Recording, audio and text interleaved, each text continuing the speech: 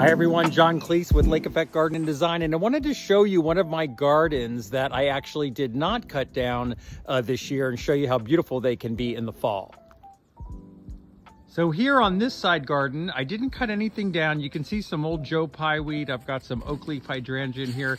I've got some spruces. This is pretty much of a hybrid. Not everything is native in here, but I want to show you that it can be really, really pretty to leave these things up, especially the oak leaf hydrangea. Mine doesn't turn super bright red in the fall because of the lack of sunshine here, but it's a part sun, but it really does a beautiful job of giving you some textures in the seed pods and some of the old grasses that are left over.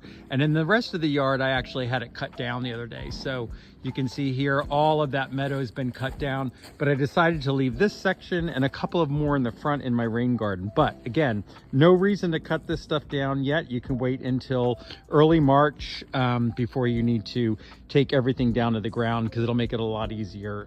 You don't want to be stepping on plants when they're starting to come up. So if you like these videos, please click the like button at Lake Effect Garden Design, and I'll hope you tune in for some more in the future. Thanks, bye.